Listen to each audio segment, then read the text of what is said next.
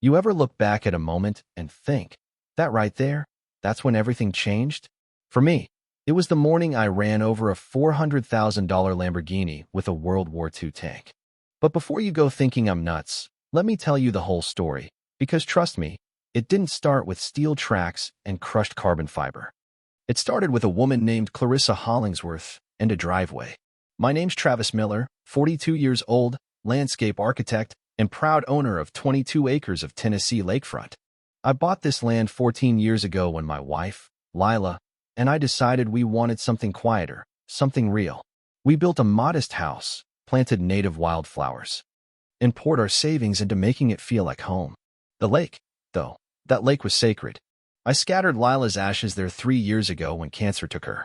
Every morning since, I'd sit on the dock, coffee in hand, and whisper, "Mornin', sweetheart."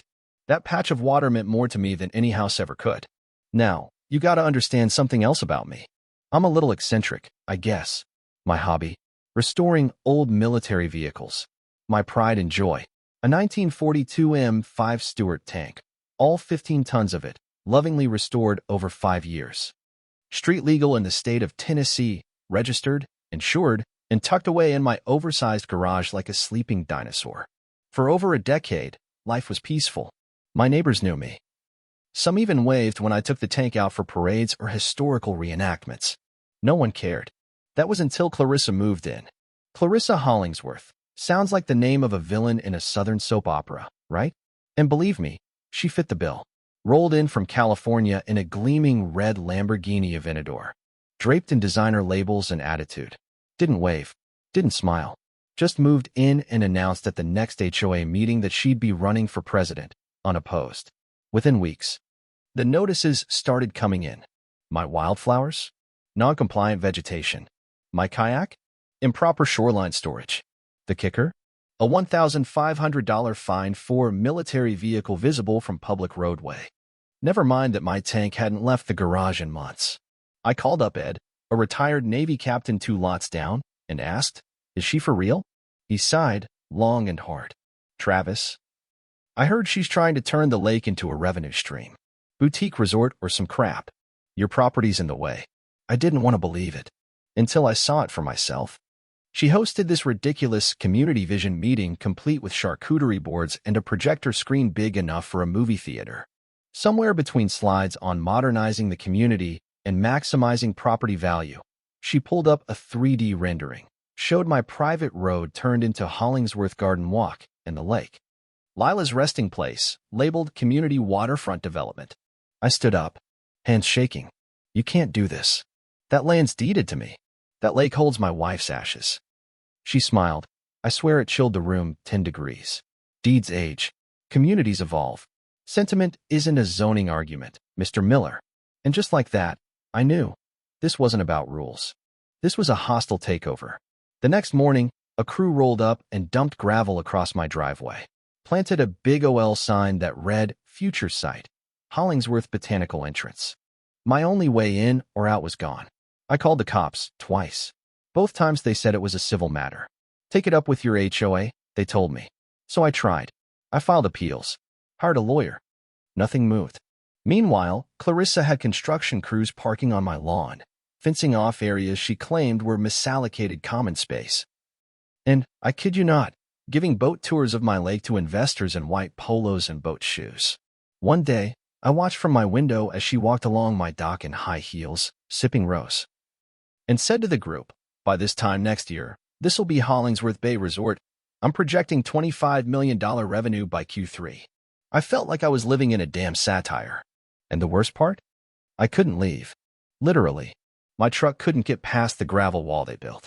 Day 5 of being trapped on my own land. I called in reinforcements, Ed, my buddy Ray who's a retired judge, and Jenna, a cybersecurity analyst who owed me a favor. We sat in my kitchen, combing through HOA bylaws, plotting our options. Then Jenna, eyes glued to her laptop, said, "Travis, this isn't just aggressive HOA politics. I just found emails Clarissa's trying to force you into a distressed sale.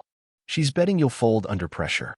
She leaned back and added, "Also, did you know she already listed the lake on a luxury real estate platform in Dubai?" It all snapped into place.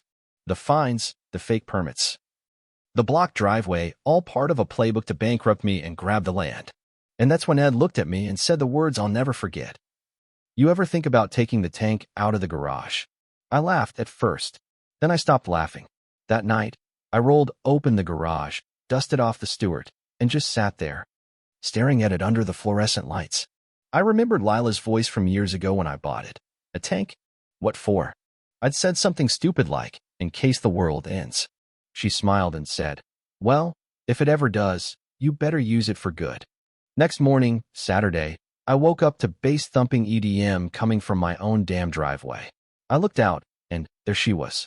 Clarissa had parked her Lamborghini sideways across the entrance, set up a little parasol, a lawn chair, and was sipping champagne like she was on a yacht. A banner read, HOA Peace Picnic. That was it. I put on my boots, zipped my old army surplus jacket, and climbed into the tank. The diesel engine growled to life like it had been waiting for this moment. The whole garage vibrated. I opened the bay doors and rolled forward. Clarissa didn't notice until the tank was halfway across the yard. Her champagne glass slipped from her hand. What the, are you insane? That's a Lamborghini. She scrambled up, still filming on her phone. This is criminal. This is terrorism. I'll SUE. But I didn't say a word. Just kept rolling, slow, deliberate, inevitable. That 15-ton hunk of American steel met Italian precision and turned it into scrap in 30 seconds flat. The internet lost its mind. A bystander filmed the whole thing, drone footage and all. By nightfall, #TankJustice was trending worldwide. Some called me a hero.